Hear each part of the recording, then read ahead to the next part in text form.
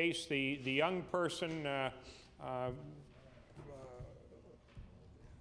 where the use the word complaint or the concern was brought forward, this was not a site that was found as a result of browsing the internet at the school. The information that I had received is that a couple of young people had found this site someplace, probably in their home or wherever it might happen to be, perhaps somebody else's, and had come to school and using the computer had rung that site up and then invited this young person to come and look at it. Now that's, as I understand it, the second hand. But I can tell you, Mr. Chair, and to you through the honourable member from Timberley Prospect, that all schools try to teach students and teachers the most appropriate way to use resource materials. In this case, the internet. The department and most schools, they access our EdNet server, and through EdNet we also provide boards with software to which they can use to block inappropriate sites. The challenge is a really practical challenge. If you're going to use it, then there has to be a code of conduct and a standard for using that. To try and block millions of sites, I can tell you I don't think it's possible. And secondly, the way the young people are so technological literate, I think if you block them all at 3 o'clock by 3:30, they would have found a way around it. Thank you. Before I recognize the member from Timberley Prospect, I just want to remind you have less than 7 minutes left in turn. Thank you. The member has the floor. Thank you. Well, the term firewalling or whiting out or various other ways of dealing with this issue, the mother involved wants a pre-approved internet sites, making sure that this sort of thing doesn't happen again. It's a challenge for this particular board at this time, but it's something as a challenge that we are going to meet time and time again. Mr. Chair, in the few moments that I have remaining, I would like to turn my attention to some other topics, and they are topics that are of concern to teachers. I'd like to point out, and I'd like to ask the minister if he could comment on the fact that markers fees this year, or actually it would be last year, 2004, as outlined in the supplement to public accounts for the year 2004, titled under the title of markers fees, have gone up from $105,000 in 2003 to $211,742. Markers fees. Now, the question I'm asking, and it's a question that has been brought to my attention by another teacher, is the markers fees, is that first of all just the salary of having the people coming in to mark various standardized tests, correspondence courses? I don't even know if we still have correspondence courses. But I mean, what does that money involve?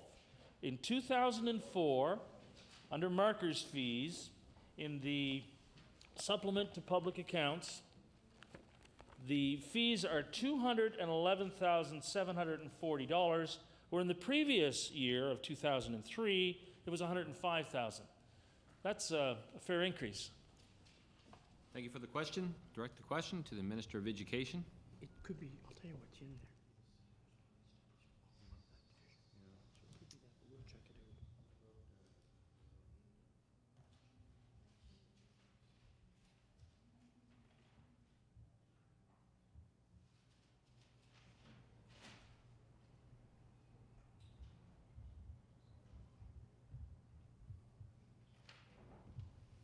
The Minister of Education. Mr. Chair, I'm going to have to get back to the honourable member with that information. I don't have it at my fingertips. Thank you, Minister. Recognize the member from Timberley Prospect. You know, we've had a pretty civil exchange, if I can say, and I know we have our difficulties at times when it looks at the value for dollar. I guess my concern is And, you know, you've heard, incidentally, I want the minister to know that when this book arrived on our desk last Friday, as I sat here thumbing through the book, looking at that topic, of course, which comes up every year for the past number of years, I received notes from the media if I could come out and comment. Not that I'm bashful about that particular comment, but I look at what's spent on the hotels, and my concern is that, is this for dollars? Is this for salaries included in what the markers are being paid? And that under no circumstances is this a separate item for other expenses that they could incur while they are here in Halifax in some of these hotels. And I bring it up because it concerns me to the fact that this is a fair chunk of change. It's gone up appreciably from one year to the next. So I guess the answer that I've heard is that you, at this stage, are not aware what this $211,000 includes, whether it's the salaries or stipends, if that's the appropriate term for markers, or whether it includes other dollars in terms of the lunches or various other things. You know, I come to this, and I know my time is fastly going, but I want this to be on the record. And you know, teachers ask me, what did the department spend on coffee and on lunches this year? And you know, you can say all the talk about cheap media and playing to the crowd and grandstanding, but that strikes home. That strikes home. It strikes home with teachers. And when I was at Brookside Junior High School on Monday morning, presenting an award to two young students who were both going to UBC to represent this province, the guidance counselor, Bonnie Steeves, lifelong friend, Mount Allison University graduate, said, that sends the wrong message. And I know the minister could say, well, you know, to the union agreement and all the other things involved, you know, but that very school last May and June had teachers reaching into their own pockets. So please be clear on the fact that when some of these issues that are brought up, I'm asked to bring them up. I bring them up regularly. I'll continue to bring them up because it concerns the fact that when we have a classroom teacher who's reaching in his or her own pocket to supply classroom materials, and when we could say, well, that's $100,000 for hotel rooms, let me tell you, that sends the wrong message. And I thank you for your time. Thank you. Member, you did have a few seconds left. I cut you off a little early there, but maybe we'll add it on the next time, a few seconds. At this time, I would like to thank you for your comments today, and now recognize a member from the Liberal Caucus, the member from Halifax Clayton Park. Member, your time starting is 4:08. You have 1 hour in turn. Thank you. Well, thank you very much, Mr. Chair, and I'm looking forward to the next hour. As the minister knows, it's come a day or so early than what I was expecting, but I have lots of questions. I should say that I've come more recently to this portfolio as the critic in the last about 2 months, so I've been following it always closely as a parent and as an MLA from my area, but there's maybe some questions that you will have felt you've answered in the past. I may ask you again because I'm still laying down that foundation. The three areas I have for my critic areas actually overlap quite a bit, I find. One of them being immigration, the other municipal affairs, where we have the mandatory education funding and supplementary funding issues, and then finally the largest of the three, education. One of the things that I have been struck with since coming into this area is just how vast it is. The number of things that fall under the Department of Education is quite astounding at times. Everything from really preschools all the way through to university, post-secondary training, preparing for work, labor force, charting, and so on. So it really covers an awful lot of ground, and I think even 10 hours may not be enough of estimates, although we may all be tired of it by then. I wanted to start by going directly to the budget. I know that we had that discussion. This is an education budget according to the government, and we said, I noticed that today in your preamble you said it's one of the largest investments in education ever. I thought that remained a little unclear after Budget Day, whether it was in fact the largest or one of the largest, whether it needed to be qualified a little bit. And the other thing that struck me the second day after the budget was how the news media had so many different figures that they quoted in terms of what was the amount. I don't know if that struck the minister and deputy minister as well, but in one article, Kathy Nichols said 42 million pumped into education. Of course, the other one talks about, who's this one? Amy Smith says 71.7 in total, which I think is what was actually quoted in the budget speech. And there are a number of other amounts touched on. One of them here, Marilla Stevens says 51 million, 67 million education boost. They're all somewhat different, anywhere between that 42 and 71 total. So I wondered if you could shed some light on that and just give me a little bit background on what is where. And I know you had some of those figures in your preamble as well, but I'd like to have that clarified because I did think that that was rather confusing. Thank the member for the question. Direct the question to the Minister of Education. Well, I guess I could be rather lighthearted about that. If it's reported, obviously it's true. So all of those figures are true, obviously. So but they aren't. The actual increase, Mr. Chair, the Department of Education, the increase was 71.5 and change, and the assistance to universities. If you forget about the $23 million we gave them in March, was 180 for a total of 71.9. Now, if I could just go back, and I remember the honorable member and I had a bit of an exchange the day of the thing about whether we used the term the largest increase, and you had gotten information to show that you felt it was not the largest increase. I think you were going back to 98, 99. The difference in that, the reason we were not talking about the same thing, and indeed we weren't talking about the same thing. You were talking about the increase in budget with the residential property assessment included in it. The numbers that we were, and that's, we went back to the estimate book because we had to find out if we were wrong.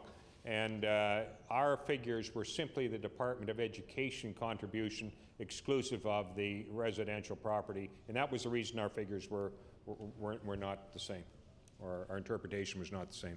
Thank you, Minister. Recognize the member from Halifax, Clayton Park. If we're talking just strictly about the primary to 12 expenditures, could you just give me the total figure that's going into that? Because you've split that up again a number of different ways. The grants directly to school boards, and then some of your special initiatives and perhaps money spent in head office, you know, at your trademark building. So could you split that up? How much is actually getting out to the school boards, and where the difference, I guess, is it 53 million and change, I think is what we said was for primary to 12? Minute.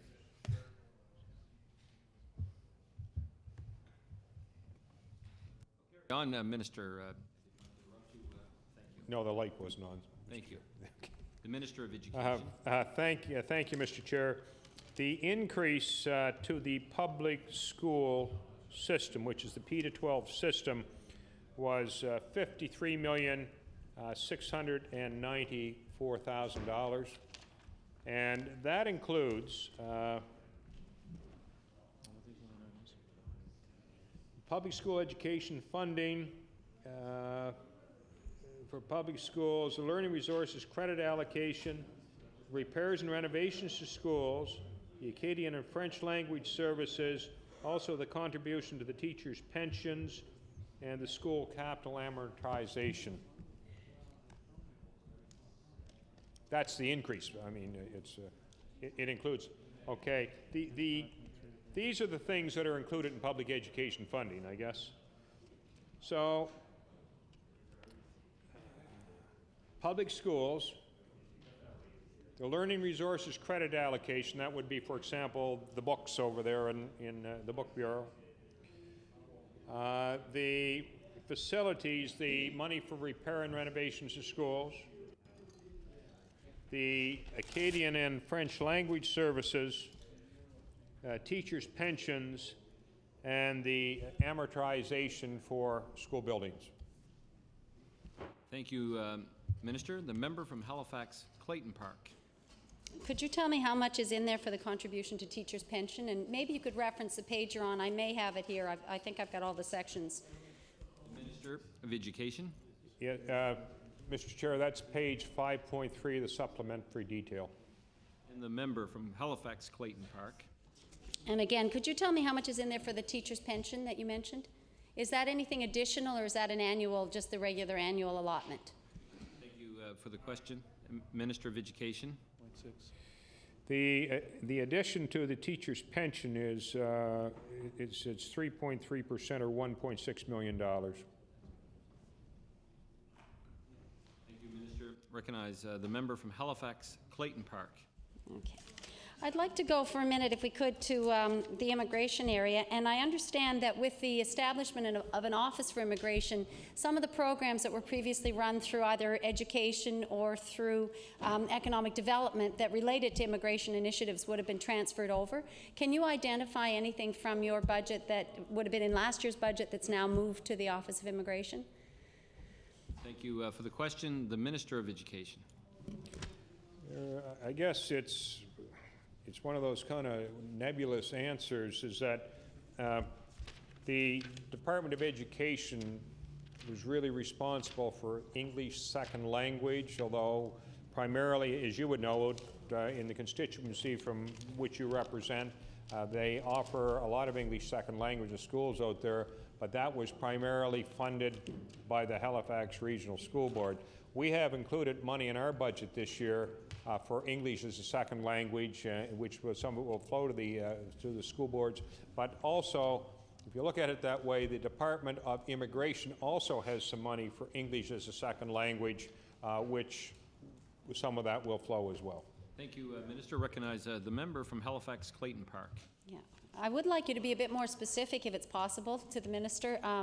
As I say, number one, we could go directly to the ESL funding, because I understood from our discussion the day that we heard about the Hogg report and what was in that, that no longer would we be requiring the Halifax Regional School Board to pay for that through supplementary funding or with their supplementary dollars, but that the Department of Education will now take responsibility for ESL in the schools. So could you give us a figure that you have for that? My understanding is they currently have 11.3 ESL teachers in the Halifax Regional School Board alone, and I don't know if there are any in other boards, but you had made the point on the Hogg report that it seemed to be the lion's share, at least, going to HRM, to our school board here, and therefore it wasn't necessary to put it into the funding formula because it didn't apply to all of the boards. So could you be specific in terms of what your plans are for ESL, please? Thank you for the question. The Minister of Education. I say that our plans as a department, probably more formally than in the past, does recognize that ESL is a bigger player in our public education system than I think maybe people realized it, but didn't recognize it really financially.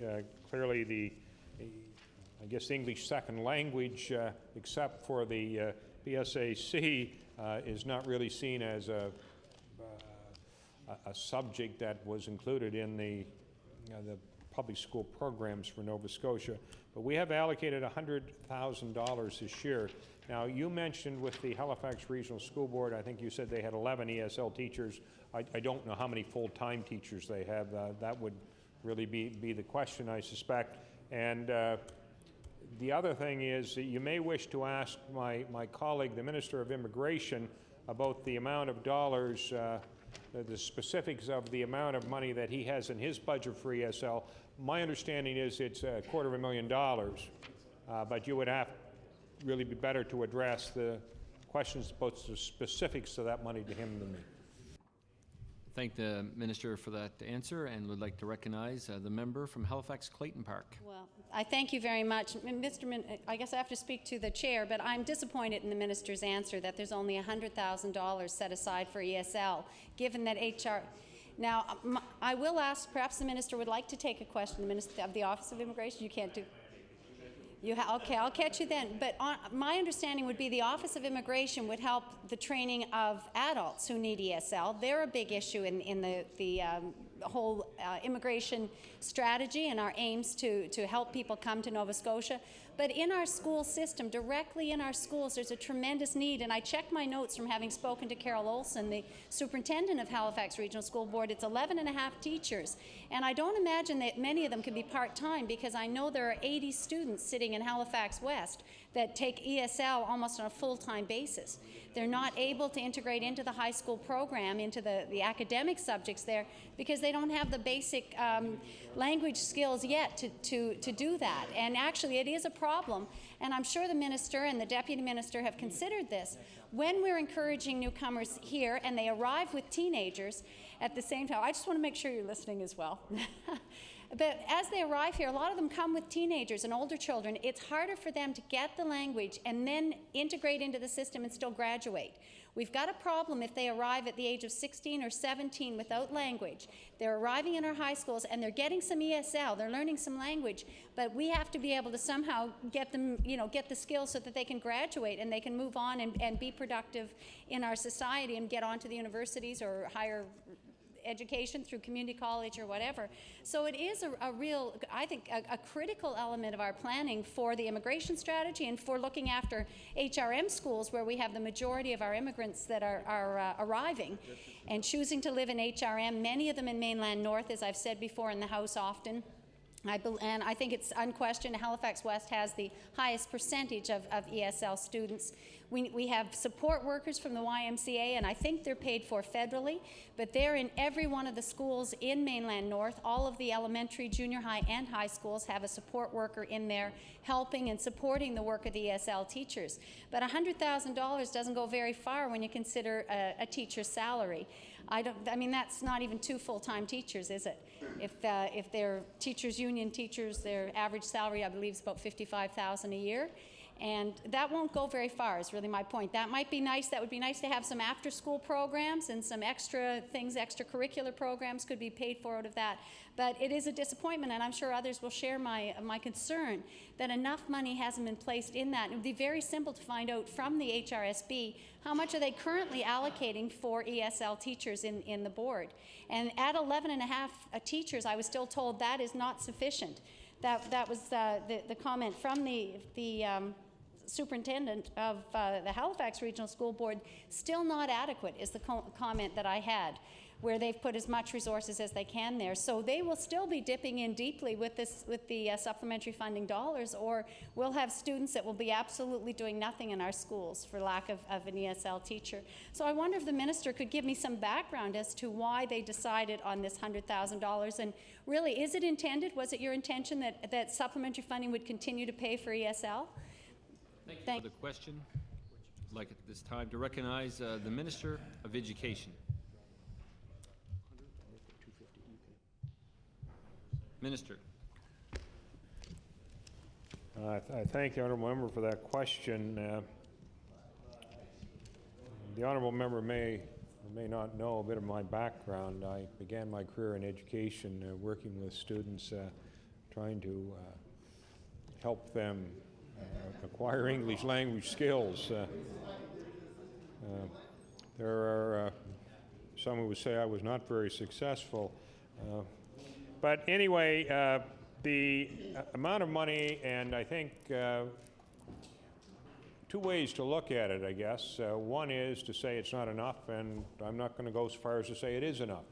But the other way to look at it more positively is it's a huge advance over what was there before, is that the department has this year recognized, as I said, formally the English second language issue, particularly in HR, the Halifax Regional School Board, and also in the school board in my area, the Chignecta Central Regional School Board.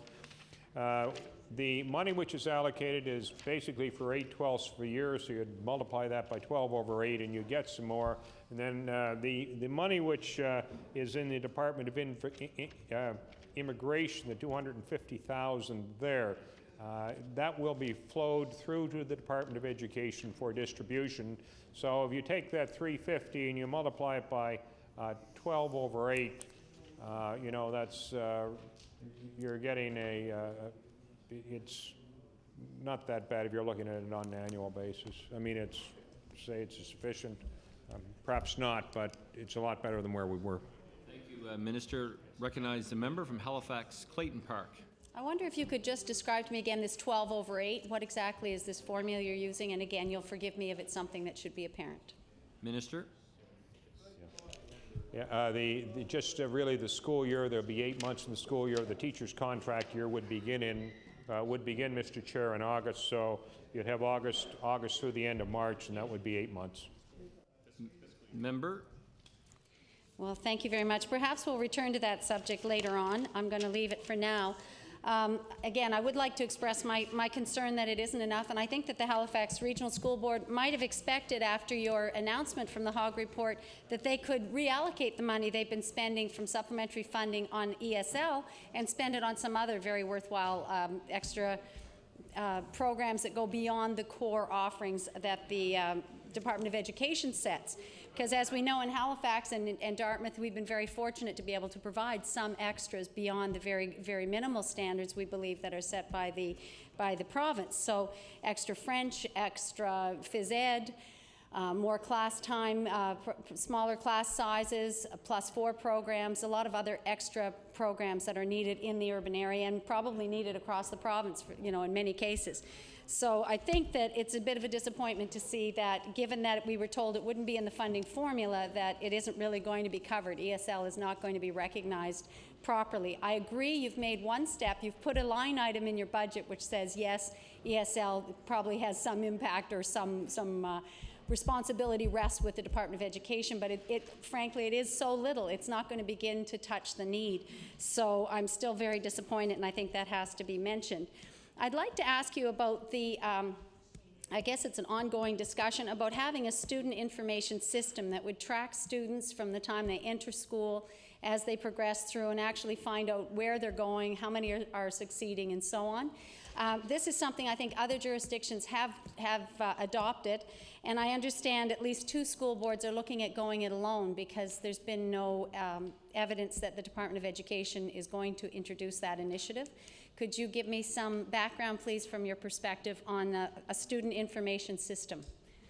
Thank you for the question. The Minister of Education.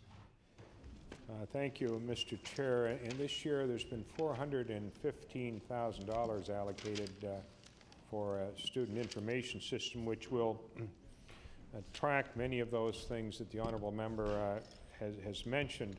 However, I guess one has to remember that a lot of schools try and track graduates. It's in their interest to do that.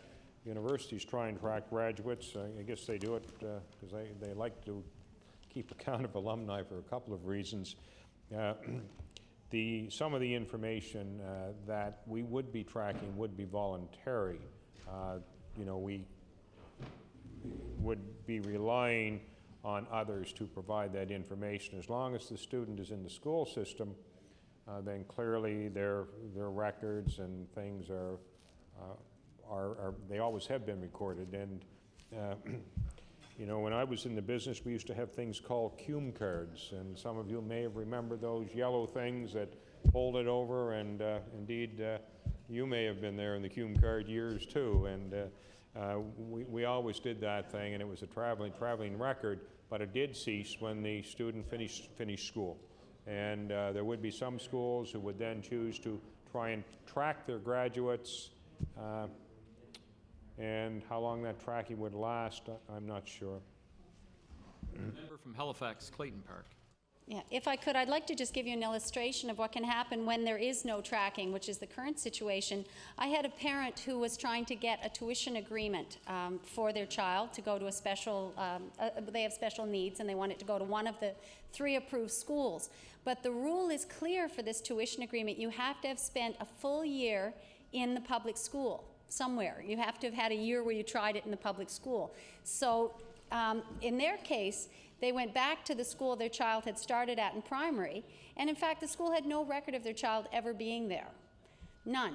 Now, they knew that she'd been there, and so now, in fact, she didn't spend a full year there. It was a horrendous year. She began as a primary student, and there was a lot of change in the school, and some of the teachers remembered it anecdotally. They remembered back to that was the year the principal changed, the vice principal changed, the primary teacher left, and all kinds of change and uproar during that year. The student had only stayed about 8 months, 7 or 8 months, before they took her out and put her in a private school. However, there was no record, none at all, in the school system that she'd even been there. They could, in fact, have said that she'd been there a whole year, and that would have done them very well, because they want her to go with a tuition agreement, and the board or the Department of Education policy says you have to have been a full year at some point in time in the school, in the regular public school, to show that it doesn't, that it didn't work, that the program didn't work for that student.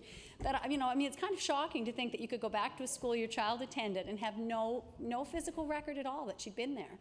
And I'm just really surprised that that would exist, and I don't know if you have an explanation as to why that would be for any of our public schools not to have records of who's attended. Or is there no central record kept of students? That sort of thing. This is what I think is really missing, that you can't even tell who's been or where they've gone or when they've transferred to other schools. And it's just very surprising. So I wonder if you could just relate to that example. Thank you for the question. The Minister of Education.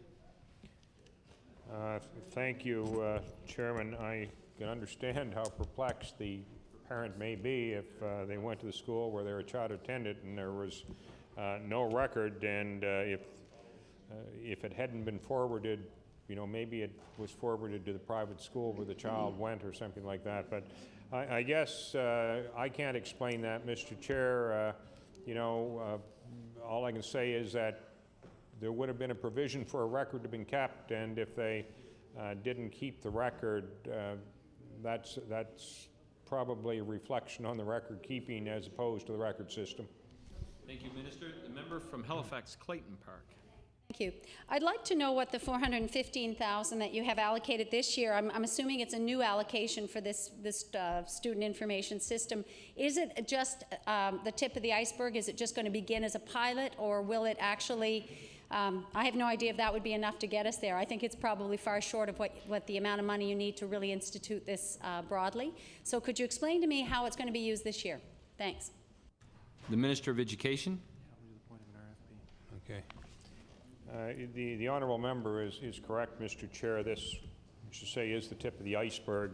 It's for us to find out what type of information we should be collecting, what would be the best form of that information. It will be obviously doing some consultation in this, and the intent is that hopefully by the end of this year we will be able to put an RFP out for a system.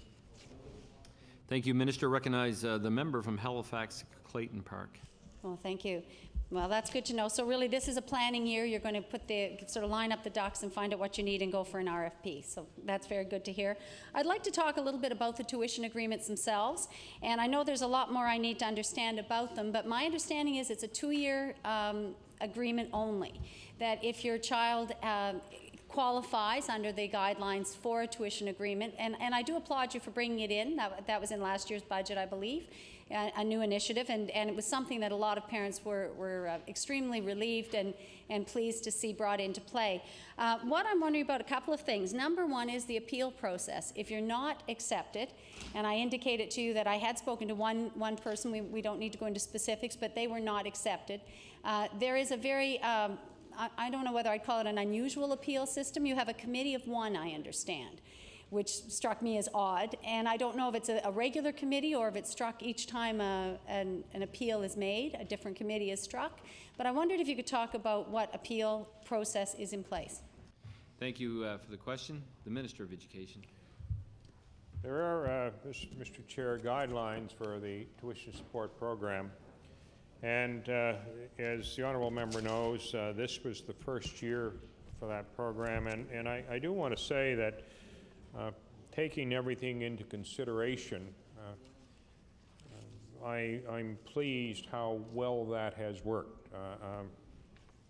The guidelines were developed in consultation with school people and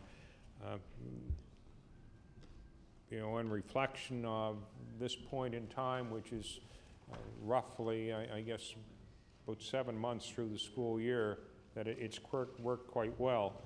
However, there have been situations which have arisen this year where circumstances indicate that, maybe there's some things that need to be rethought, and this is the reason for the appeal provision. If somebody felt that the guidelines were been inappropriately applied, or they had for one reason or another, a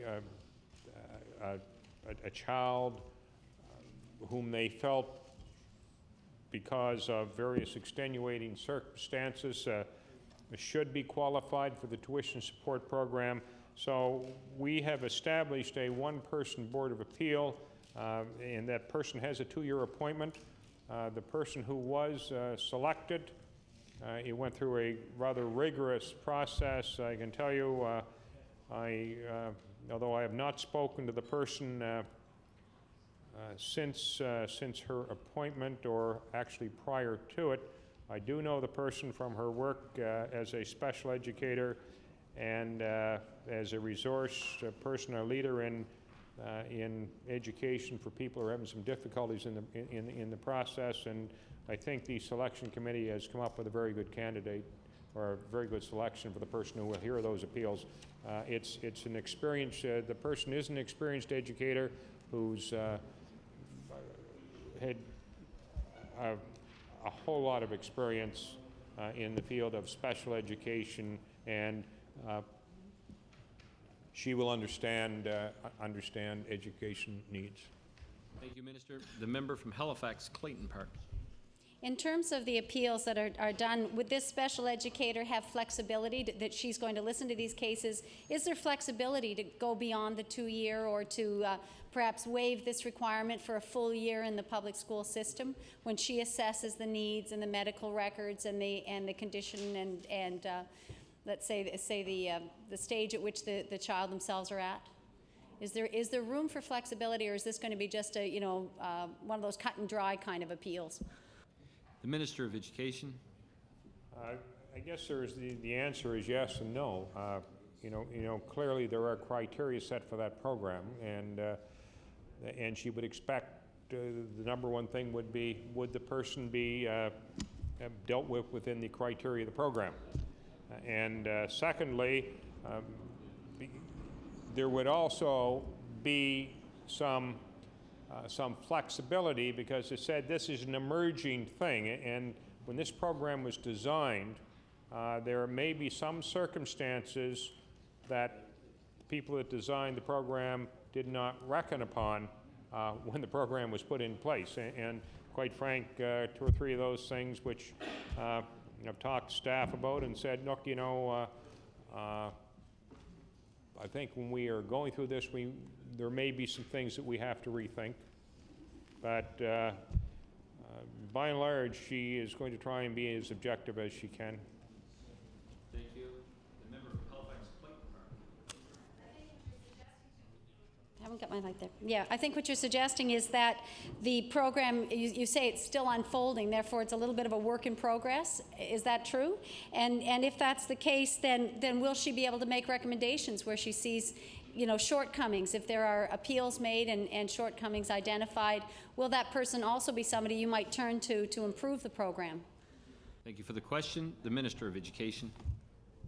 Certainly we would. I mean, as she goes through this process with these appeals, which there aren't going to be too many, she may draw things to our attention that if she can suggest strengthenings of the program, clearly we would welcome her input. Thank you, Minister. The member from Halifax, Clayton Park. Thank you very much. I'd like to go so far, Mr. Minister, as suggesting that you in fact should ask her what occurs in this first year or two as she goes through these appeals. I think she was only recently appointed, and that if there were appeals, she may not have seen very many of them as yet. What I'd like to know is will she be specially remunerated for that? I assume she's a teacher in the school system now. Is this a special appointment, or surely not a full-time appointment? So could you give me some more idea about that, please? The Minister of Education. Mr. Chair, she will receive a per diem plus usual expenses. Thank you, Minister. The member from Halifax, Clayton Park. Are you able to tell us the per diem for that position? Thank you, member, for the question. This time I would like to recognize the Minister of Education. I don't have that information with me, but I'm quite happy to table it when I get it. Minister, the member from Halifax, Clayton Park. Okay, thank you very much. Again, I'd like to just raise the idea that I don't think a single person can be a board of appeal.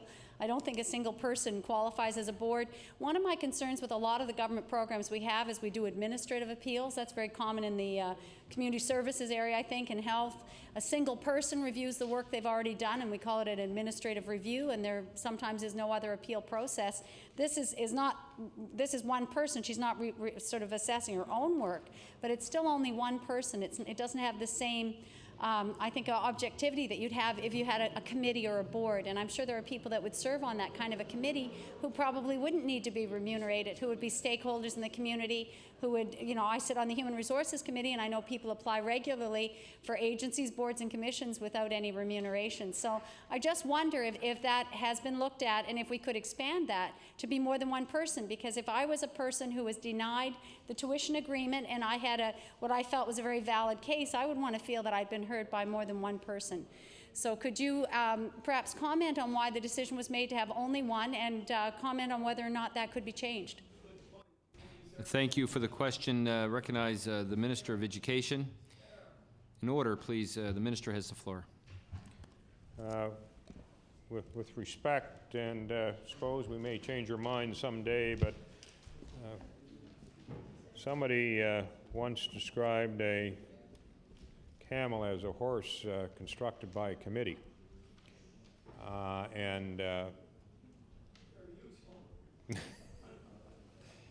And what we want is this process to flow as quickly and as smoothly as possible, Mr. Chair. And if it turns out in the fullness of time that the one-person appeal board is not the most appropriate, then you know, clearly it would be revisited. But I would also remind the honourable member from Halifax Clayton Park that this is not unusual in the system of education. As a matter of fact, if a teacher is dismissed and they appeal their dismissal, it is a one-person board of appeal that they go to. Thank you, Minister. The member from Halifax, Clayton Park. Thank you, Mr. Chair. Just a couple of direct questions on the tuition agreement. Can you tell me how many people actually applied and were given the tuition support this year, and the total budget that you had allocated for that, and if the whole budget was absorbed or used? Thank you for the question directed to the Minister of Education. Like the honourable member from Halifax West, we too are here a day and a half or 2 days in advance of when we expected to be here. I will have to provide that information for her tomorrow. The member from Halifax, Clayton Park. All right. I hope your staff have taken a note of that, and we'll get it in a couple of days. That's fine. I think it'd be very interesting to see whether or not we have, in fact, had the demand, or whether the demand has outstripped the available funds. I think that it's very important for us to know about that as we talk about special education as well during these estimates. Let me just see now. I'd like to go to, there's so many different things, as I say, in this entire program. Oh, I think I'll go to one specific thing. One of your aims this year is raising the bar, you said. That's one of the 5 slogans or 6 slogans. We've got six. And raising the bar, I'm all for that. I think parents would all like to see that, and so would the teachers. Certainly the students would like to see that. And one of the things you mentioned was more advanced classes. And I have a recent, albeit local, issue that I think may have, across the province, some implication. And that is the funding for high school, and how many credits the students are actually, or the schools are actually funded for each student. Now, the problem arose, and I'll give you the background, and then you can comment on it. I see you're listening, and that's very good. What has happened is that some of the students at Halifax West High have asked for 8 courses in grade 11. And they've been told, which is the number of courses they're taking on the semester system in grade 10, As they move into grade 11, they've asked for the full number again, 8 courses, please, and they've been told, no, you can have 7. And you can have the 8th is a maybe, if there's room in the class, we'll accommodate you, but no guarantee.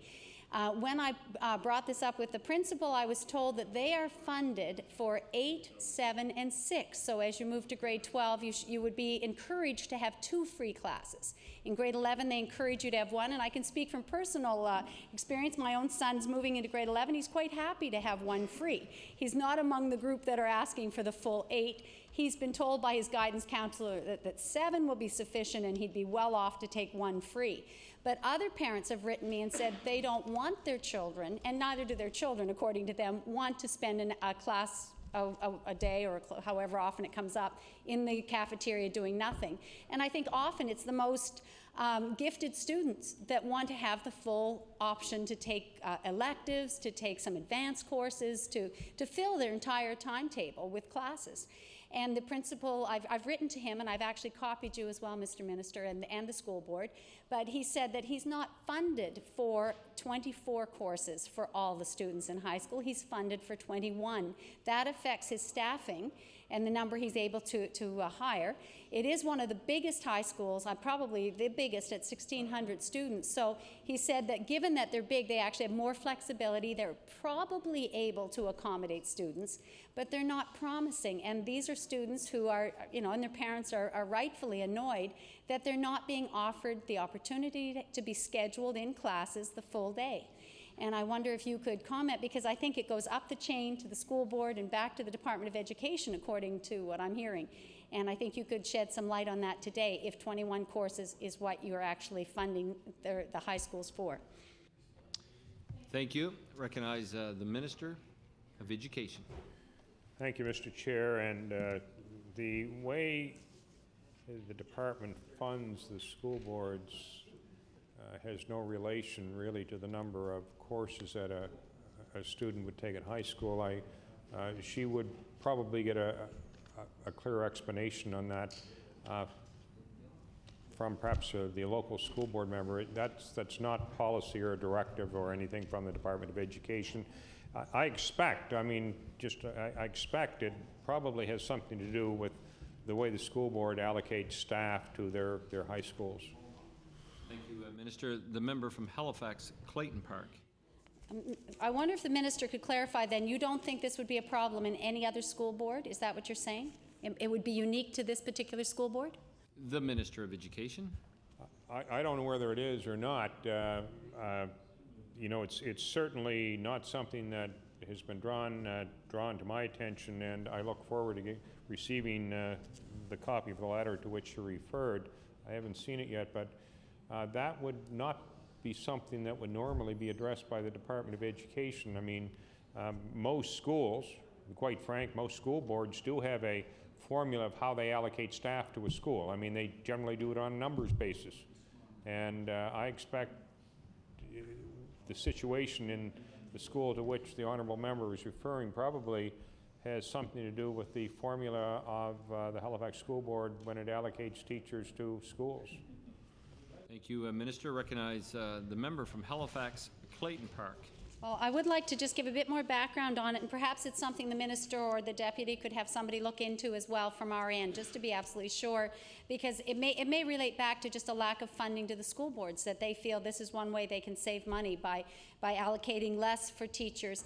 And I'm not suggesting, as I say, that all students in high school want to take 8 credits every year and have 24 when they graduate, but there are some, and those are often the best students, and these are the ones that you're talking about when you say raise the bar. Make sure they have options and opportunity.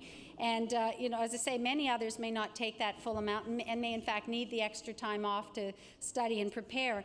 But if my understanding is right, you need 18 credits to graduate from high school, or 18 are required courses. If you're in French immersion, however, you need 21, and this was confirmed by the principal as well, that they have 9 credits they have to take for French immersion, and there are about 400 students, or 300 I think, at Halifax West that are taking French immersion. They have 9 required courses. They have no choices in the 9 because of the way things have worked out in their school. They have 9 that are provided, and they all have to take those 9. Then to take the other requirements for graduation, that takes them right up to the 21 credits. And so they actually are left with no room or no flexibility in their schedule if 21 is all they're allowed.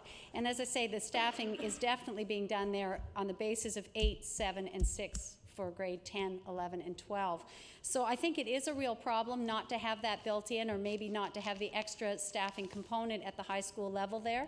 And I wouldn't be surprised if we looked a little, if we found that that was almost the basis of our funding to the school boards perhaps. So, you know, could you look into it? You're absolutely sure. Okay, I see that. I guess I'd just like an assurance that that isn't built in to the expectation that students would take fewer credits. The Minister of Education, please. I can assure the honourable member that that's not built into the staffing formula.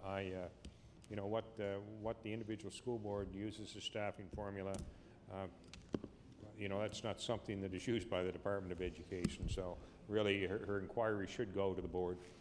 Thank you. The member from Halifax, Clayton Park. Okay, well, I have sent it, as I say, and I'd also spoken to the school board member for our area who told me that theoretically all students should be able to take the 8 courses, but in practice that may not happen.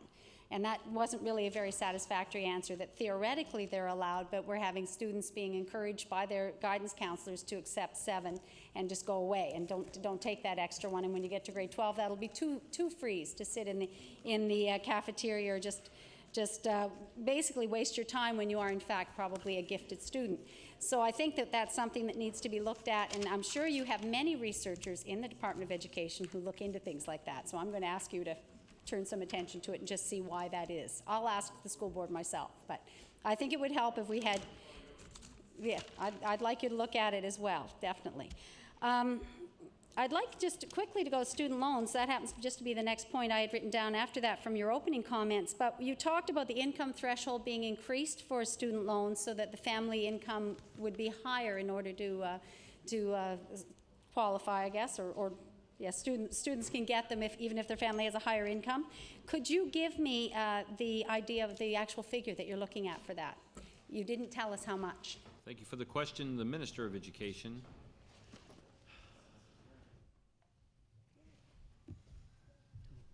Gotcha.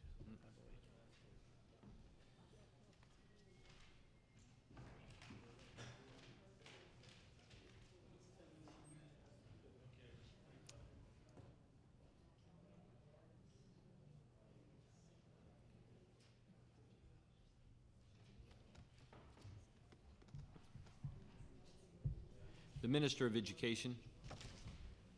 Thank you, Mr. Chair. Under the current guidelines, if the parental income was $50,000, they would be expected to contribute a little bit more than $4,000. Under the proposed guidelines, the recommended parental contribution, the amount that the parents would be required to contribute would be reduced by a little bit more than 50%. It's going from 4,012 down to 1976. And if the family income, net family income was 60,000, under the current scheme, the parental contribution is 89.42. It would then go down to 60.69. Which is a difference of 2,873. And if it was 70,000, the current parental contribution is 13.8 and change, and it would go down to 10,973, which is a decrease of about 2,865. And if the net parental income was about 80,000 currently, they're asked to contribute 18,734. Under the recommended scheme, the amount that the parents would be asked to contribute would be 15,877, which is a decrease of 2,857. Thank you, Minister. The member from Halifax, Clayton Park. Thank you very much. That does help. I'd like to know at what level parents begin to have to contribute. You know, below, I guess we're looking at the threshold at which they have to start contributing to their children's post-secondary post-secondary costs. So is that clear, the level at which it starts? Thank you for the question, member. At this time, I would like to recognize the Minister of Education. And I'd like to inform the member that you have approximately 12 minutes left in turn.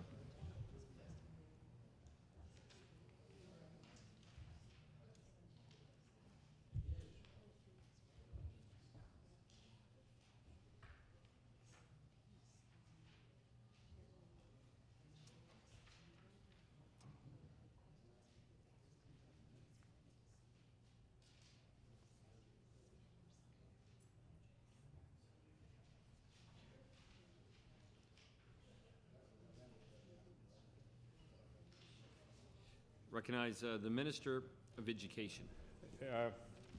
I'm just going to take one more peek before I attempt to answer that. Thank you, Minister. Would the member like to make a few comments while the Minister is doing some research?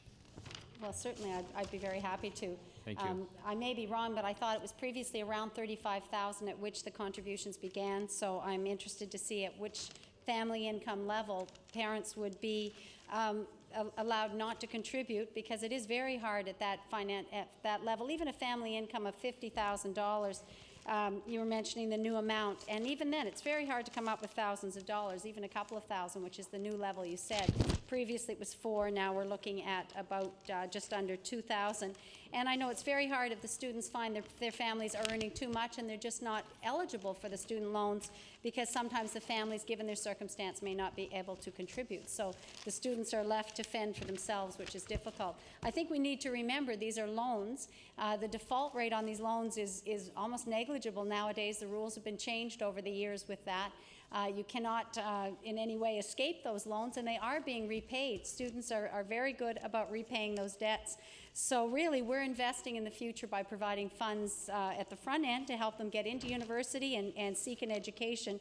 And we know very well there's a good correlation between a higher education and higher income, and not only higher income, but greater job satisfaction. The studies that I'd read showing that students who choose professions that are not highly paid, like perhaps professions in the arts or nonprofit sector, still have a much higher level of satisfaction after their education is complete and the jobs that they take, because they've had a choice, and I think because they've been allowed to study and pursue things that are of particular interest.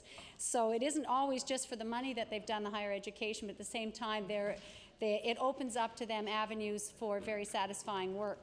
So as I say, anything we can do that helps to get the young people underway with their education, I think is important, and I'm sure the government agrees with me in that, and I would like to hear if you have the figure for the level at which a student becomes eligible for assistance. Thank you for the question. The Minister of Education. Mr. Chair, we'll have that number with the honourable member in short order. I just want to tell the honourable member is that in terms, the Nova Scotia student loan program, of course, uses the criteria that are laid down under the federal student loan program, and what we're talking about in response to the first question loan were improvements to the student loan program.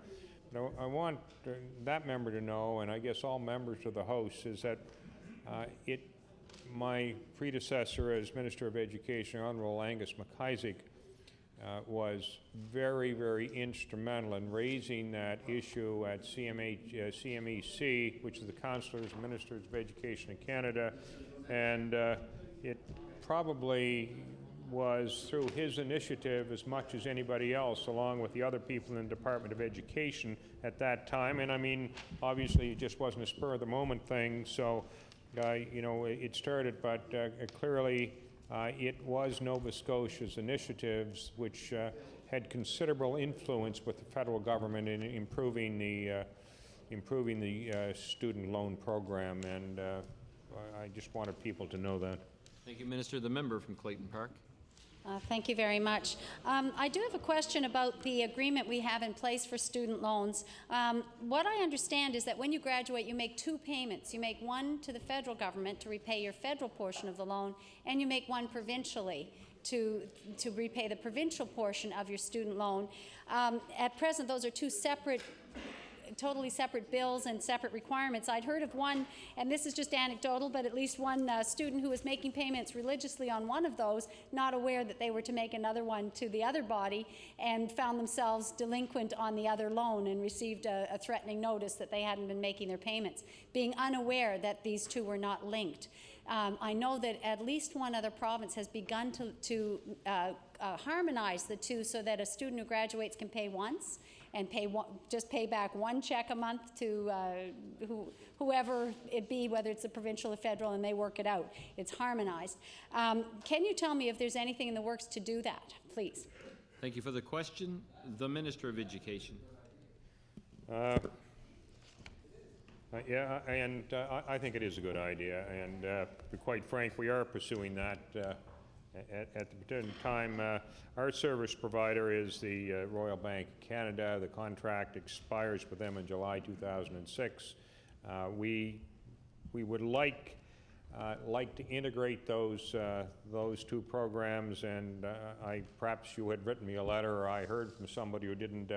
I didn't know. I hope they didn't spend 6 years in university, I guess, if they didn't realize that the size of the payment they were making probably was a little small considering the loan that they had. And yeah, well, anyway, but I do, I agree with the principle that, no question, that making one payment would make it a lot easier, but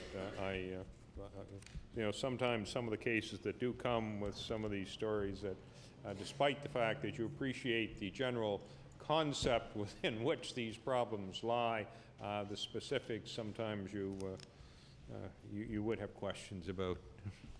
The member from Clayton Park. Thank you very much. In my earlier discussion about the immigration budget and ESL and some of those responsibilities, I think I was really touching on the edge of some of the silo thinking that sometimes goes on in government, that we're in individual departments bearing the responsibility for a program that maybe you don't see it strictly as education and therefore it doesn't get done. It might be seen as an immigration issue or something different.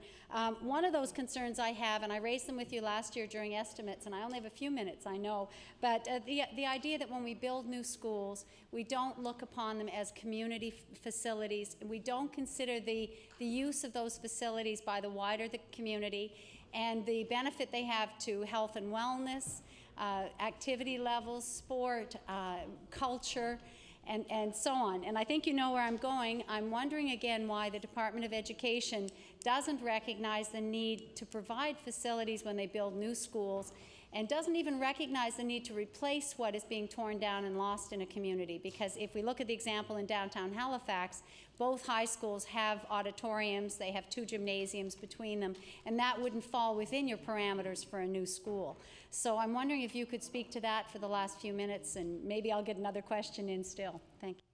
Thank you, member. The Minister of Education. The Department of Education, this government, has really gone to a sort of a template for trying to do new school construction, and you've raised the issue of community use, and as you know, last year the government passed, or the House, I shouldn't say the government did, but the House passed legislation dealing with community uses of schools, and we think that we're making very good progress on that. As the honourable member would know, that one of the real problems that we had with the whole issue of community uses of schools had to do with the initial P3 contracts that were drawn up, and indeed the honourable member was at the Trade Mart the day that we were able to announce that an agreement had been reached with Scotia Learning to resolve issues that probably should have been dealt with when the agreements were put in place initially, and they weren't, and unfortunately took some period of time, and a major portion of that had to do with community use of schools, and also the way some of the revenue that would come from school operations would be used for the benefit of the school community. The issue of community use, and I guess your question is, you're saying, okay, Department of Education, go build an auditorium in that school in downtown Halifax. I think that's probably the background. And, you know, I guess the Department of Education would love to build an auditorium in every school that it builds in the province. You know, but with all respect, and, you know, I've been on both sides of this argument. You know, in my home community, there was a junior high school opened last year, and the department had a certain specifications for gymnasiums, and people in the community felt that the specs weren't good enough. And so they went out, and the town said, look, we want better community use of that facility, and the town put in $500,000 so that gym could be an improved site and accommodate the community. The Millbrook First Nation put $100,000 into that school so that they could have an enhanced instructional cultural area for First Nation students. There was, I believe, another group that put some enhancement money into the school as well. Over in out in the South Colchester High, I guess it's called the South Colchester Academy, I know that they wanted an improved gymnasium, auditorium situation there. And again, it was a matter of the community coming and saying, well, it's for community use. And I know that the teachers out in that school, I think, committed $50,000 or $60,000 collectively as part of that enhancement. I know that over in Pictou County, and I'm referring to these, Mr. Chair, simply because these are situations that have come to my attention, and I've attended the official openings since I've been Minister of Education over in Pictou County. They wanted improved auditorium, gymnasium facilities in the two high schools that were recently built in Pictou County, and the community kicked in $1 million to do that thing. And I guess really, you know, Mr. Speaker, is that as nice as it would be to provide that, and I'd dearly love to be able to write the check and say, here, Citadel High, here's the money for your third gymnasium, here's the money for your auditorium, here's the money for your, you know, the enhanced stage, here's the money for this. What we really are is we're building, charged with the responsibility of the Department of Education is to provide core services for the students who attend school. Now, believe me, I believe in community use of schools and in enhancements. I can remember, and the honourable member that used to gripe me considerably when I was a parent, and I was involved in a school band auxiliary. And that eminent institution, which we've been talking about on a couple of occasions today, Cobequid Educational Center in Truro, the home of the Cougars. You know something, Mr. Chair? When the school band, this is the school band, this is not the town band, this is not the band from West Halifax, this is the school band. When the school band used that auditorium, it had to pay rent. You know, if it used that auditorium, it had to pay rent. And I was one of those who was charged with raising money so that school band could use that auditorium, and I believe that's still the practice. Now, all I'm saying, I'm not supporting that. All I'm saying is that was a sore point for me. How many chocolate bars did you sell? We used to sell oranges and grapefruit, Mr. Chair. Order, please. Order. Order. Thank you, Minister. I'd like to thank the member from Halifax, Clayton Park, today for her questions. We've enjoyed them very much. But at this time, at 5:08, I would like to recognize the member from Cape Breton West. Member, you have 1 hour in turn. You have the floor. Well, thank you, Mr. Chairman. I won't be using my full time at this juncture. I have a few short snappers for the minister. Perhaps I could indulge the deputy minister. I'm not sure if he's permitted to comment, but it's surrounding the issue of substitute teachers.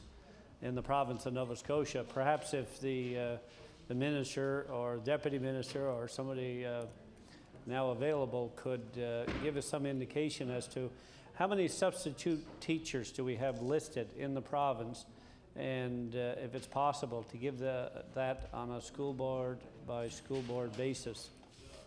That would be my first question. And also too,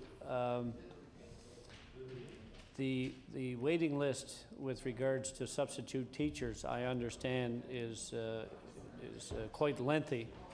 For example, I believe in the Halifax board, it may be somewhere in the vicinity of 600 substitute teachers. It could be somewhere in excess of 200 in the Cape Breton Victoria District School Board. I'm not sure. I'm hearing so many different numbers that I'm not sure which is correct. So if I could receive the detail on a school board by school board basis, and what efforts are made by the province to work with the school boards, to encourage the school boards to hire more some of the new teachers that are coming into the system as substitutes, and hopefully that would make them a long-term career teacher or teachers into the system, because there is increased concern that school boards are hiring teachers who have retired and are taken back, sometimes on a contract basis, sometimes on a substitute basis, and they have the advantage of receiving considerable amount of benefit from their pension. And it is good that the school boards are able to draw on the tremendous amount of experience that these school teachers have. But at some point, there has to be a measure of fairness for the new teachers coming into the system. So the minister, I think, is being briefed on the essence of my question. Perhaps if he could respond. Is the Honourable Minister of Education completely aware of the question? Are you in a position to provide us some answer? Never stopped before, Chair. I know you were absent for part of the question. I just want to make sure you're fully briefed, so to speak. Let me try, Mr. Chair, and I'm sure the honourable member will point it out if I'm missing part of it. First question was the number of substitute teachers by board in the province, and we can provide that information and we'll get it for you. Secondly, you asked, the essence of your question was that boards are going back, perhaps in too many cases, and using those people who have already left the system through retirement.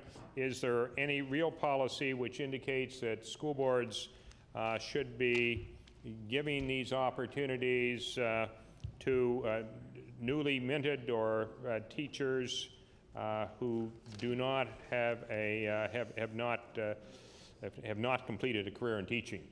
And the answer to that, there are no guidelines in place for that. I mean, clearly, I think, I know your comments say, well, it's easy to go back to the tried and true, and in some cases, maybe that's so.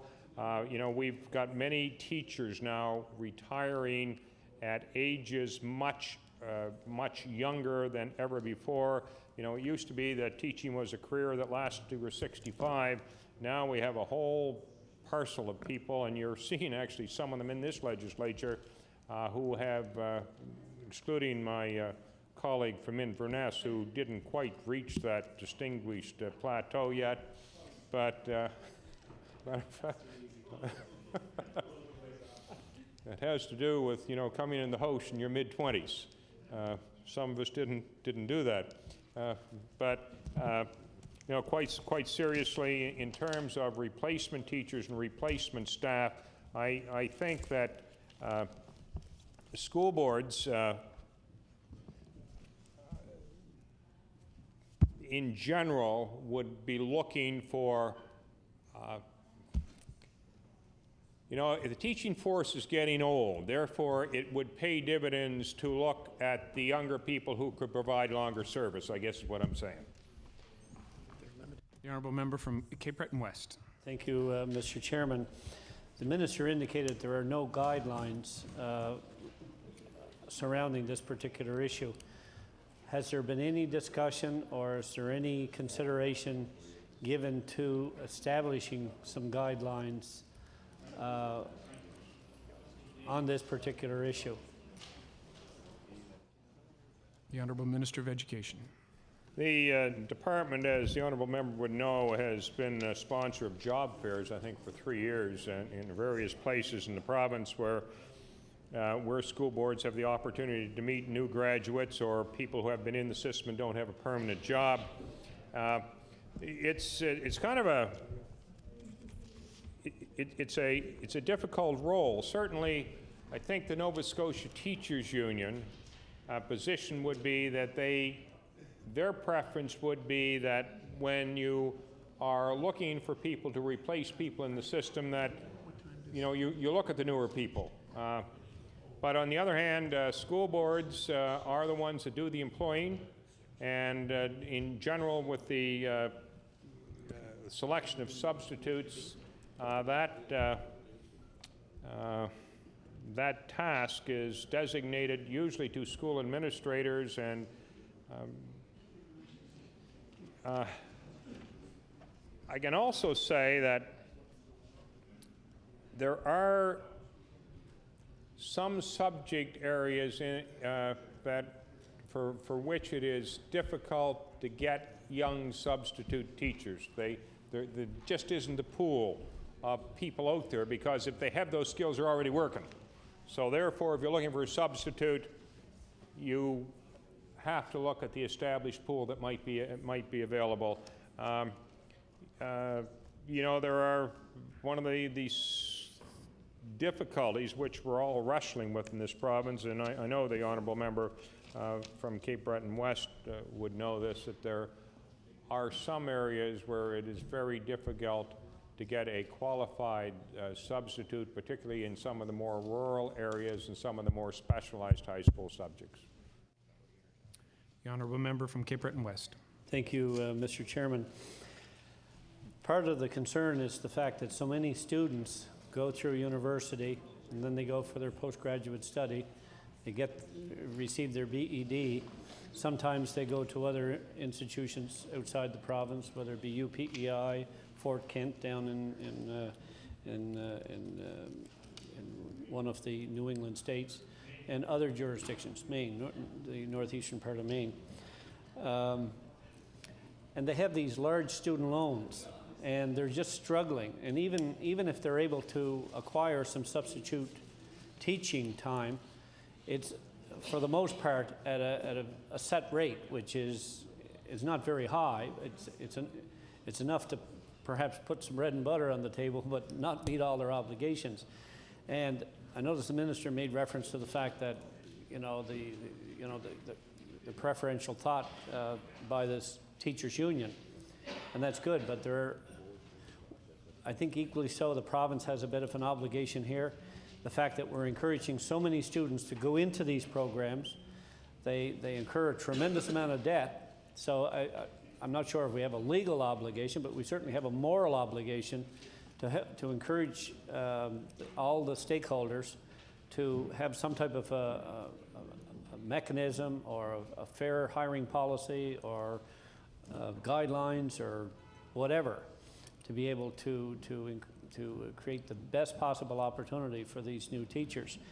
I think it would be advisable. I think it would be, it certainly wouldn't hurt to have the Department of Education sit down with the representatives from the Nova Scotia Teachers Union and representative from the School Boards Association and perhaps any other stakeholders that would be deemed essential to the discussion, just to see if in fact, if for no other reason, to develop a meeting of the minds and to encourage the respective stakeholders to give maximum opportunity to these young, bright, talented, well-educated individuals, because it's very discouraging.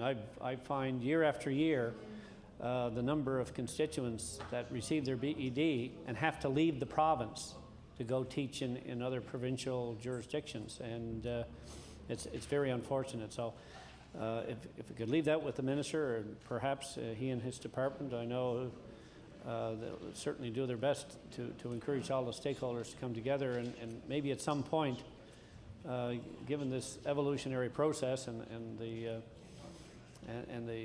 abundant supply we have of substitute school teachers, I think it would be it'd be a win-win situation for all stakeholders. Not sure if there's a question there. The Honourable Minister of Education.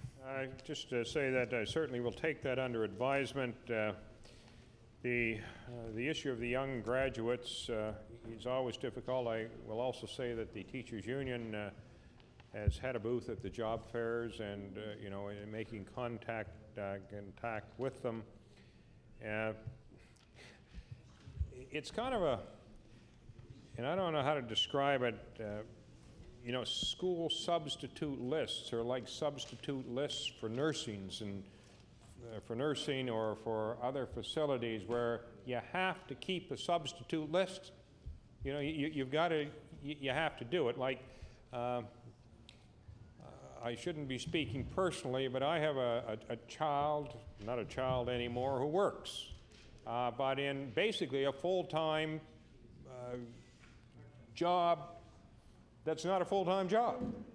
You know, she gets, you know, it's, you know what I'm talking about, and the hospitals, you know, it's one thing to, I can remember the discussion we were talking about the human resource issues around the health thing, but if you take particularly these hospital situations, they have to have a call-in list.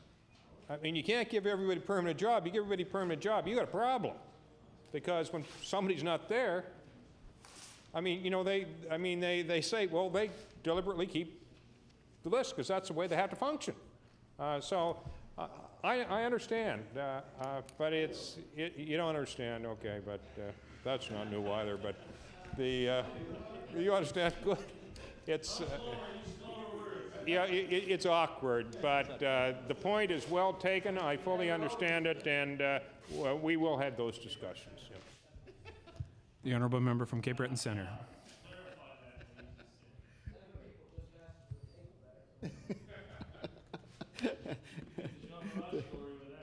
I didn't realize the deputy was a ventriloquist.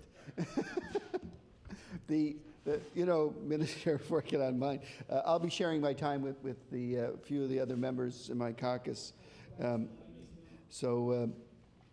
The idea of how he comes around to supply teachers with substitutes, that's a pretty intriguing way to go about it, but keep them out there hungry and you'll keep relief workers around. Minister, there's a few things I'd like to talk to you about, some directly about the Cape Breton Victoria Regional Board and some stuff on student loans. So, when I was looking at the public accounts, Volume 2, agencies and funds, I was looking in there, and where in the past it was listed, but it wasn't this time. So I don't know if it was an oversight or whatever. But in there, in the ancillary costs, we would often see if they hired law firms and so on, that cost would be there, and I didn't see it in this book this time. So I'm just wondering, Minister, if your department would know, when you give funding to school boards like the Cape Breton Victoria Board, you know, obviously they're responsible ultimately to the Department of Ed for their spending. Do you know what that board spent in the 04-05 year on labor relations costs outside of their own human resource department? The Honourable Minister of Education.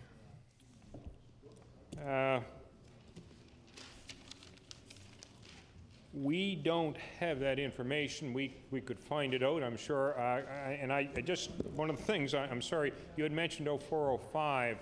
We'd be going back to 03-04. I don't know, we'd have if I just want to clarify, that would do it, okay? Yeah, we'll try and find that out. The Honourable Member from Cape Breton Centre. Thank you. Yes, Minister, for on the record, I misspoke and you were right.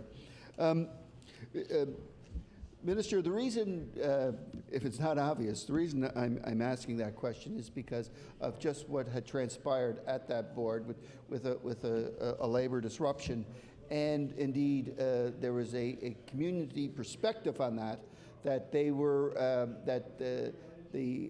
that part of the problem was exacerbated by hiring people from outside of the board to do their human resource. So that's why I'm asking it. And during that work stoppage, had your department ever inquired to the board about using outside human resource people and the cost of that?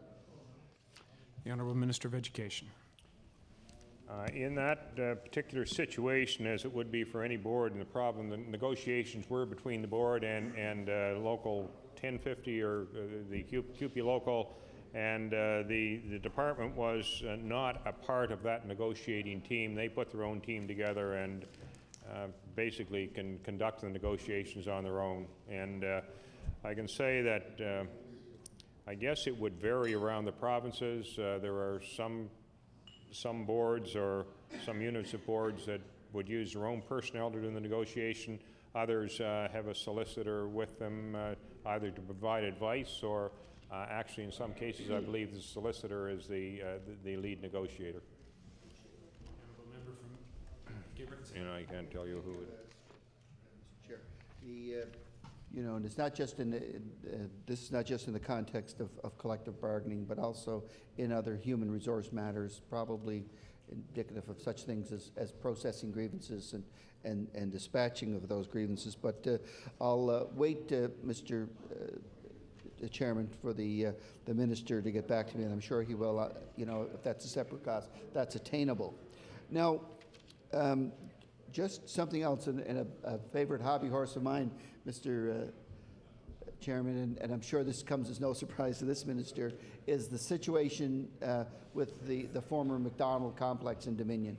And I know we've asked you questions in question period on it, and at some point I realize that we're much more constrained by time in question period around some of these issues, but I can't stress enough, and I probably will never pass up an opportunity to remind you, Minister, how important that facility would be to that town. And we talked to in an earlier set of questions from the Liberal caucus, you were asked about a gymnasium and so on, and you quite rightfully put the position for it of the importance of not only the school, but those type of facilities that go with schools to be seen as community property, if you will. So, Minister, I just want to make sure to get you on the record once again that the importance of having a facility in a community, and I realize it wasn't your preference to close that building, but that it was a tragic accident with the building. But nonetheless, I would like for you to reiterate for the record what your perspective is if Dominion should ever be able to get a new school. How would that be best accommodated? The Honourable Minister of Education. Well, I thank the honourable member, and I know that subject is one which is I would say near and dear to his heart, but as I say, it's an important one. He comes from that area, and I think I'll begin to answer it, Mr. Chair, the way I have most times that question has been raised. And one of the very good things that occurred, if you can say that something good occurred, was that in that geographical area, the students were able to be accommodated in very good schools. There were a number of the students who went to Beck in New Waterford, which, by the way, at one time was the largest high school in Nova Scotia. I believe it had a capacity of 2,000 students, and currently has less than 1,000, I think, so there was lots of room there. And also the Glace Bay High School and the junior highs there, they had lots of capacity. So the students, there were, I think, a few went to Bridgeport as well. But there certainly was lots of capacity. in that area. As everybody knows, the school population is decreasing at a fairly rapid rate, a little bit more than it is. I mean, every school board in the province is losing students. You know, the Cape Breton Victoria Board is not alone.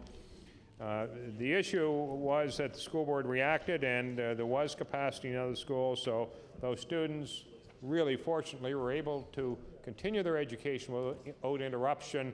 And traveling outside your own community, I understand. You know, they were used to going downtown Dominion to go to school, and now they have the journey to New Waterford or to Glace Bay. As the honourable member knows, is that the school board constructs a capital construction priority list, and they have the opportunity to submit that every 2 years? 2 or 3 years. And if there was to be a new school to replace the one in Dominion, which who's subsided, the recommendation would have to go on the school board's recommended list of capital projects. And then once it left the school boards, if it made the school board's list of capital projects, of course it would be in the list would be prioritized, and they would submit that. And then there is a broader committee which reviews all of the capital construction requests that come in, so it would get a double screen. Now that process has occurred this year, Mr. Chair, and I don't know whether that committee has finished its deliberations. I can tell you that whatever that committee has thought about hasn't landed in my desk yet, so I can't tell you any more than that. The honourable member from Cape Breton Centre. Okay. Thank you, Mr. Chair. Minister, I want to change focus a bit and questions around student loans. And you know, the importance of student loans, especially in the Cape Breton region, is you can't understate it or overstate it, because the fact is when you're in an economy that's you could probably describe it lightly as being soft, but it's in real terms it's a very depressed economy, and therefore the access to student loans is just if you don't have access to a decent student loan system, you just are not going to get a post-secondary education, plain and simple. But more worrisome than the student loan process right off the top is the many institutions there that have people graduating, coming out, and then we see defaults. And now I don't know what the buzzword the department's using this year, whether it's designation or de-designation. But I'll tell you, Minister, that would be a disaster to be contemplated to move that forward for industrial Cape Breton, and I would indeed lots of other areas in this province. So, Minister, what I want to ask you is, whatever you're calling it this year, whether it's designation or de-designation, what's the state of play of that word with your department this year? The Honourable Minister of Education.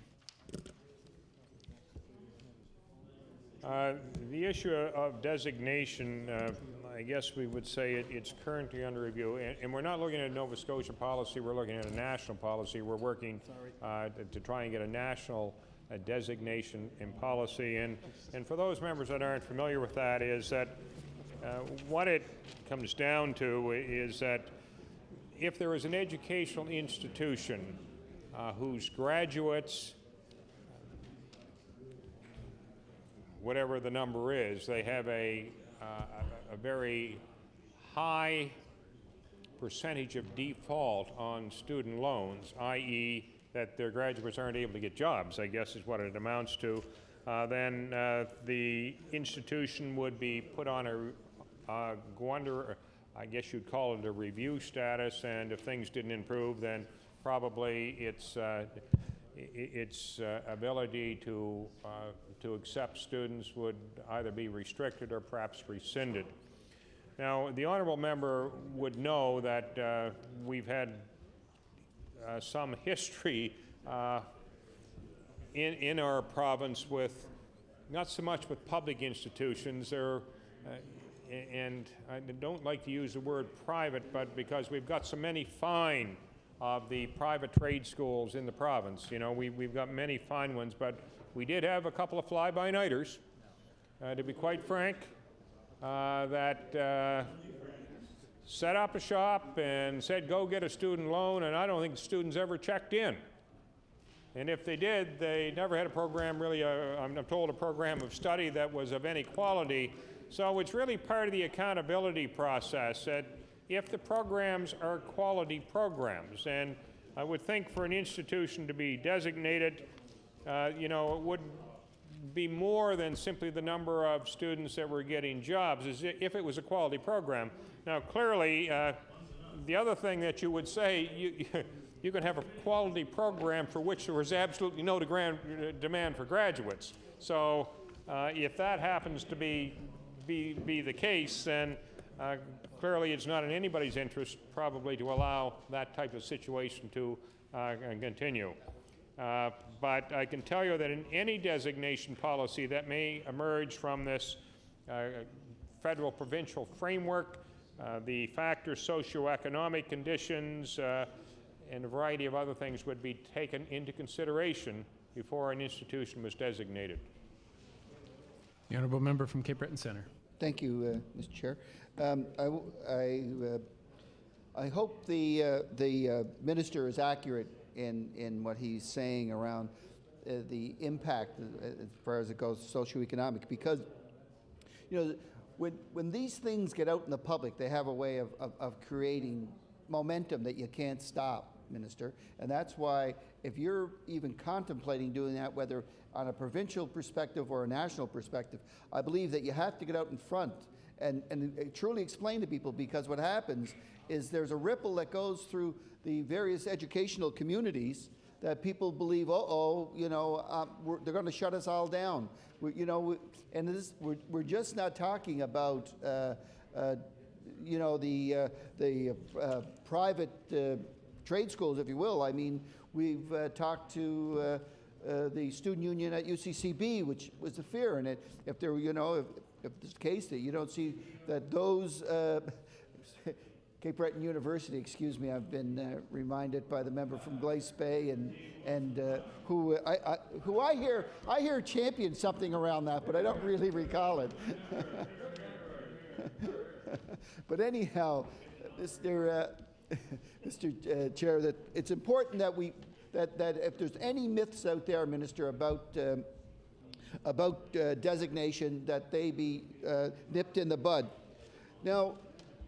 Something else around student loans, Mr. Chair, that I wish to ask the Minister about is the fact that so many of these, and this talks about default, are going into collection agencies. You know, this is doing a real disservice to many of the students. Now, I don't think these are people particularly trying to abdicate their responsibility of paying.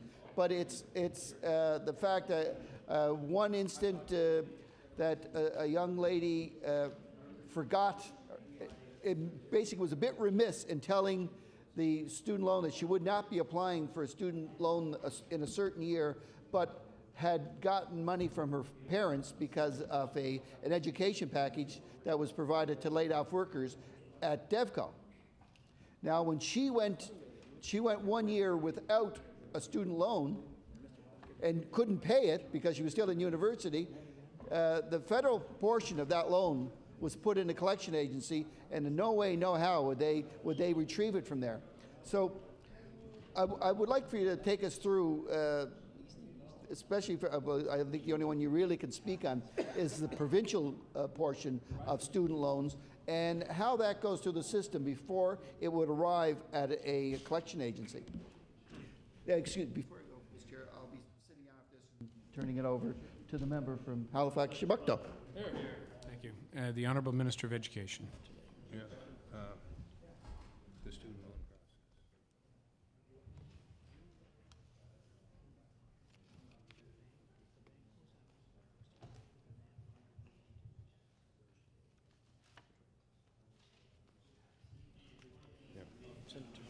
What happens, Mr. Chair, and this, I guess, is not one of the real great jobs of the Minister of Education, because it does reflect, I deal with this every month.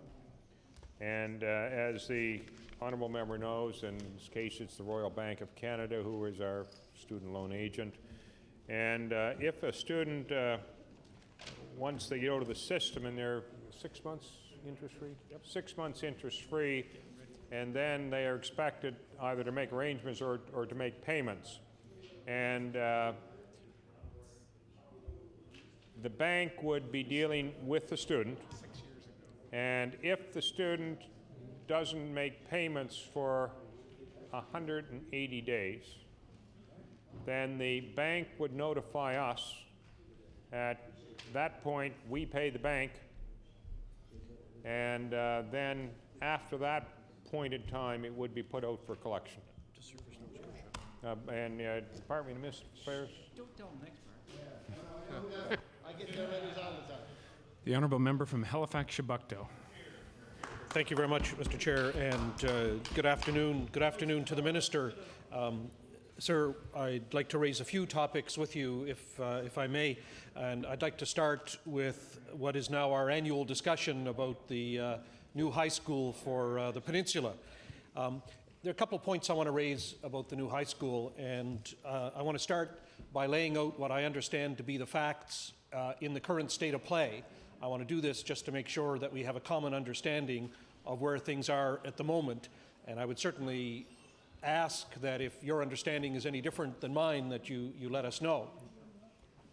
So the current state of play with respect to the high school is that in terms of the overall planning, there is a Citadel High School Steering Committee that is really responsible for some of the planning.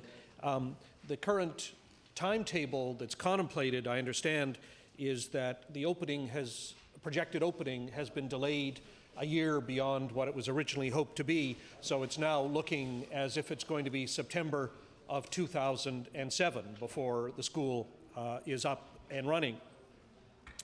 The site, of course, is the Bell Road site of the existing branch of the community college. I gather that building is to be completely demolished and a new building erected on the site. There are to be 2 gymnasiums and an auditorium. One of the gymnasiums will be part of what is integral to the building and paid for, I gather, by the Department of Education. The second gymnasium is being built or paid for by HRM. The auditorium, however, is being paid for by residents of the peninsula, fundraising on their own, entirely independently. I gather that they still need about $2 million to continue to raise. I have to tell you that they have at least some hopes that HRM might see fit to contribute additional monies beyond the monies they're allocating towards the second gymnasium. That is to say, they hope they may want to contribute some funds to the auditorium. The situation being, of course, that the 2 high schools that now exist that are to be closed will revert to ownership by HRM. HRM will then be in a position to perhaps realize cash assets based on any sale from the land that they will gain control of. That is the site of St. Pat's High School and the site of QEH. Now, I gather that the QEH site has been tagged by the province as being of interest to it. I gather that, of course, the view there would be possible expansion of the hospital, which immediately adjoins the QEH site. That still leaves, of course, the question of the financial side of it between the province and HRM to be sorted out, and I think as well, of course, the question of what will happen with the St. Pat's High School site is entirely up in the air as well. I'm not aware of anyone who's coming forward and saying they have a commercial or any other proposal to make for that site, nor am I aware that HRM has any particular plans for it. So I laid that out because I just wanted to tell the minister what I understand to be the current state of play. And I would certainly hope that if he has any different information about this, he would immediately let us know, because I assure the minister that this is a subject of keen interest amongst, shall I say, families, parents, voters on Halifax's peninsula.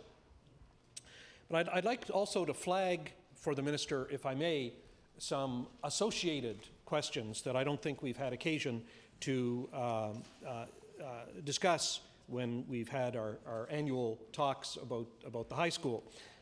By annual, I mean between myself and this minister and his predecessors. This is quite a history at this point. And it has to do, the point I want to flag for the minister now, with the actual design and the extent of the building that will actually go on the new site. With two gymnasiums and an auditorium, we're potentially looking at a fairly large building. And it's not clear that the footprint of the existing building will actually be adequate. And there is some discussion, I have to say, about the possibility of extending ownership of the site to include what is now the paddock area for the Junior Bengal Lancers. Now, I don't know whether this has yet reached the stage of moving forward, but again, I would invite the minister, if he does have any information, to help us understand the situation. As well as the size of the footprint of the building, there's, of course, a question of height. Now, I want to put that in a context for the minister, and the context, of course, is to remind him that this building is on land that is part of the historic commons of the city of Halifax. It's also land that is immediately adjacent to Citadel Hill. Citadel Hill, of course, is the #1 most visited national historic site in Canada. And I want to encourage the minister to think along with the planners for this building, not to make it too tall. If the answer to the footprint is to go up rather than out, there has to be a bit of a limit on this. And so I'm encouraging the minister to think carefully about height restrictions around Citadel Hill. This is something that I have to say HRM Council itself has not handled necessarily with what I would regard as the most scrupulous or highest of standards over the years, and yet at the same time, it's still something that is of concern and will continue to be something of concern. So, Minister, before I move on to other topics, may I ask whether you have a similar understanding to mine of the current state of play, and whether there's anything you might help us out with in terms of our understanding of where things stand with the new high school? The Honourable Minister of Education. I could say yes, no, and maybe, but I'm not sure that's the answer the honourable member would be looking for. Certainly, the elements you talked about in terms of the situation with respect to the building, the date, and as the honourable member may or may not know, it actually would be possible technically to maybe get the students in that building in April or May or something 2007. But to be quite frank, putting two schools together, and there has been discussion, all parties I think agreed that the best thing to do would be to start that school in September 2007 as opposed to trying to put two schools together in the middle of the year. So that thing, and you know, all partners are inside with that. That's not just a thing. And the honourable member, I believe he would agree with that too. In terms of the physical structure, talking about the gyms and the auditorium, Your understanding, what you related is my understanding. You talked about going on to Bengal Lancers land, and I have never heard that. So if somebody is talking about that, it certainly didn't originate in the Department of Education, that I can tell you. And quite frank, I don't think that's would be a concern. I understand that the architects have finished the preliminary design, and the land that there is perfectly adequate to house that's a school of that capacity. You also mentioned about height around Citadel Hill, and I know that it seems to me that I may have seen your name in the media or something of associating with yourself with people who were down the waterfront talking about that particular. Is that correct? Yes. Okay. Yeah. I don't think that is going to be a concern, and to be quite frank, I think we are as well aware as the honourable member from Halifax-Shabukto that there are certain people in the in this community who take that type of thing very seriously and would probably offer an opinion. The honourable member from Halifax-Shabukto, please. Well, I thank the minister for his information. It's a big help, and I'm intrigued that although he says it might be technically feasible to occupy the projected new building as early as April of 07, that won't occur. I know one of my neighbors, Mr. Chris Zimmer, has a daughter who's in grade 11 and who will be in grade 12 next year. He's this is at St. Pat's. He's looking forward to her being the last student to graduate from St. Pat's because of the initial of her last name. So I perhaps can assure him that I guess will happen in due course. So I'd like to move along to another topic, and it has to do with the Hogg report. And this, of course, is the issue of funding for the different school boards and the formulaic basis for it. And I have to say that this is very problematic for parents in the HRM region. People are very concerned here about the quality of education available for their children.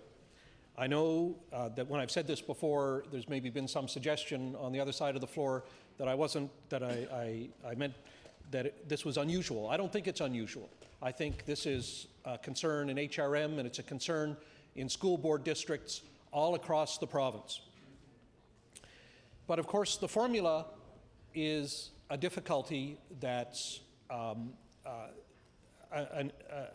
strong difficulty for the school board in HRM. And the students here seem not to be receiving the per student funding that seems to be justified. And I want to remind the minister that not only, of course, is this HRM as a whole the growth area for the province in terms of population, but that should not be seen as excluding the peninsula. I know that the height in terms of absolute numbers of population on the peninsula was reached probably in the late 1960s, and that there's been a decline ever since. But I have to tell you that when I talk with planners and when I talk with developers, it's very clear that they are interested in seeing a repopulation of the urban core, and that certainly includes the peninsula. We can't turn around without finding ourselves dealing with new development proposals, primarily residential proposals for somewhere on the peninsula. And I can only think that this is going to continue to be the case. Given the new HRM draft regional plan, the bias is in favor of central densification. Now, they've identified areas where they think there will be new residential growth, but that also includes the peninsula. And I know from looking at the demographics of people in my constituency that the days of one or two older parents, empty nesters, are about to pass. They are passing. They're in the process of passing. And families are moving back into those homes. So there's going to be an impact on the schooling on the peninsula. It's not just intensification of residents living on the peninsula who are single persons or one or two people without children. There's a lot of that being built, but that's not the extent of it. All the houses that are residential houses in my constituency, which is virtually all residential, are going through a process in which families are moving into them again. So this is going to happen. And those parents are very interested in the quality of the education that's available to their children. Quality in the end means money. And they want to see small class sizes. They want to see libraries. They want to see guidance counselors. They want to see arts and music programs. They want to see preschool programs. They want to see French immersion. They want to see ESL. They want to see their special needs children taken care of. In the end, Minister, what they're looking for is results. And if results cost money, then they're prepared to see that money invested in the school system.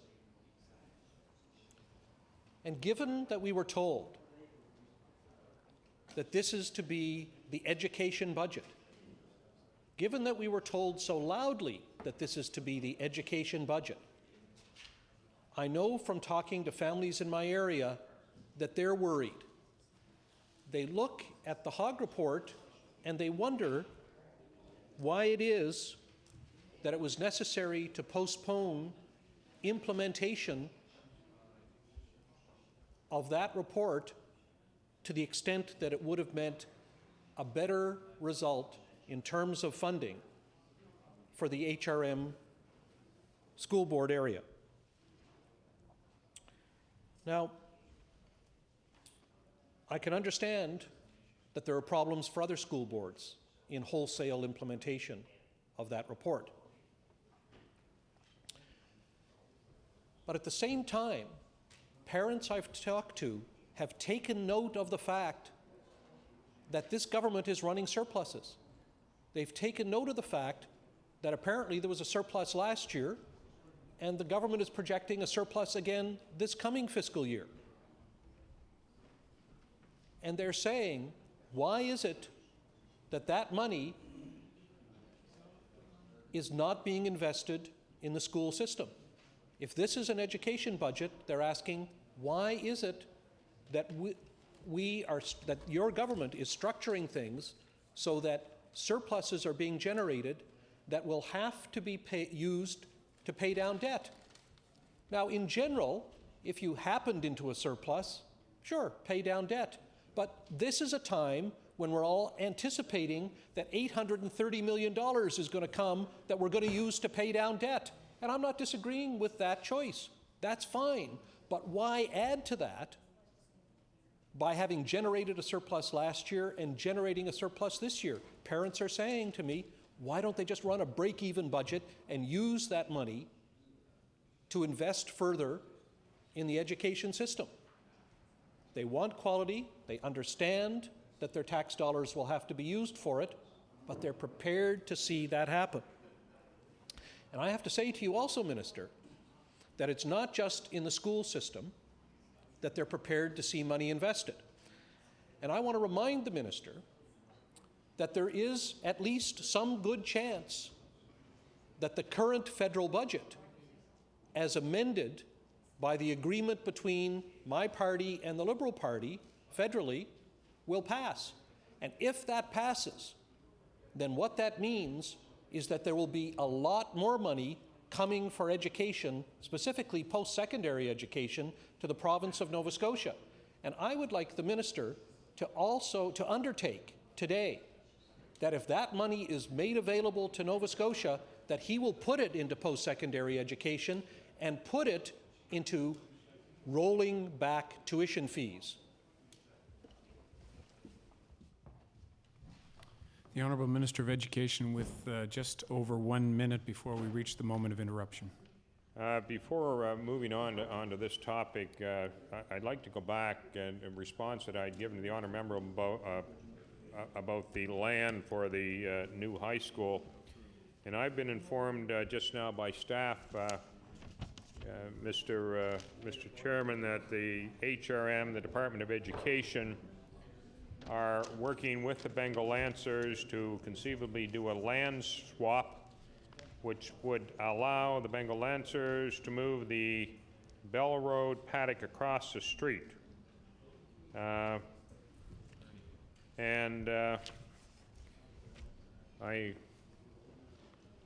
So whatever you heard, obviously, there's something about it.